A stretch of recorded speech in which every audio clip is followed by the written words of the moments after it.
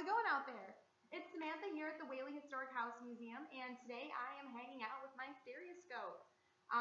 Although this may look like some kind of weird foreign sciencey type object, it actually is basically a 19th century version of a viewfinder. We all remember the viewfinder, right?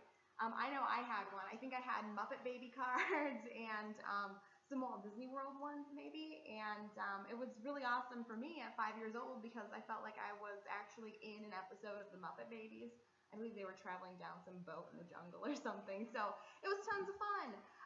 But the viewfinder actually has its roots in 19th century culture, and it was a very popular form of entertainment during the time because as you can see, this is a nice little portable device, and you would have all kinds of cards from places all over the world, and it would sort of make you feel like you were there. So right here I have the U.S. Capitol and grounds, very fancy.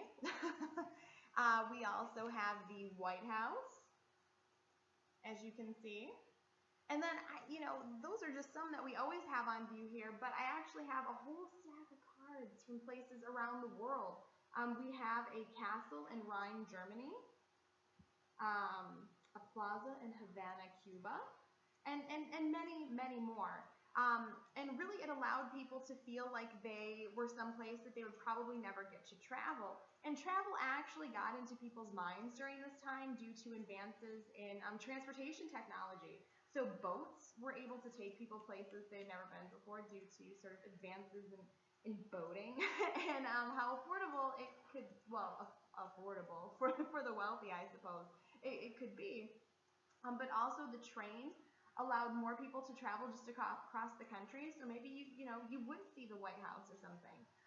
So travel sort of became this dream that everybody had, and by purchasing these cards, you were actually able to feel like you were there. Additionally, it was during this time that people started developing leisure activities. So with changes in the way people worked, their movement from farm life, where you worked from sunup until sundown, to city life, where maybe a farmer was now a shop clerk and he had something that resembled a normal work day, they suddenly had this evening that was lit thanks to electricity, potentially, and they had to figure out what to do with that. So they needed entertainments like board games. They became very popular. We actually have the Whaley family domino set here that you can see if you come and tour the house. But something like the stereoscope would have been a very popular thing for people to, entertain themselves as well as guests, perhaps after a swanky dinner party or something. And the stereoscope was available to tons of people. It was an affordable little gadget. It wasn't always that way, though.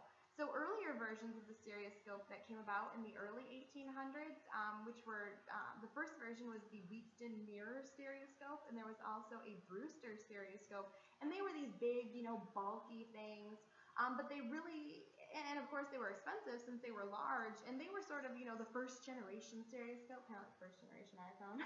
So, they were pioneering this new technology. But by the 1850s, a gentleman whose name you may recognize, Oliver Wendell Holmes, created a version of the stereoscope that looked just like my friend here. So, you'd put your card in the end, and voila, you were able to look and see the card. And as I showed you before, the card has two pictures on it. So when that sits, here in the holder, you can see that your eyes are actually, your view, not your eyes, your view is separated here. And so each eye looks at its own picture, but then this is a lot of ocular science, and I obviously am not an optometrist, but once, your eyes sort of come together out here, it kind of creates three images, so your image becomes three-dimensional. So not only were you just kind of looking through this crazy device at a picture, you were looking at a three-dimensional image, which would have been, something really cool for people in the 1800s, and cool for, 5-year-old me checking out her Muppet Baby, viewfinder card.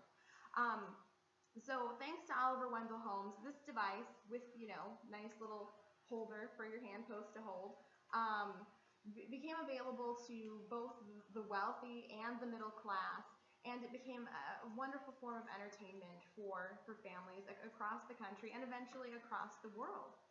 So I hope that you have thoroughly enjoyed this sort of peek at some of the things we have floating around the Whaley House here.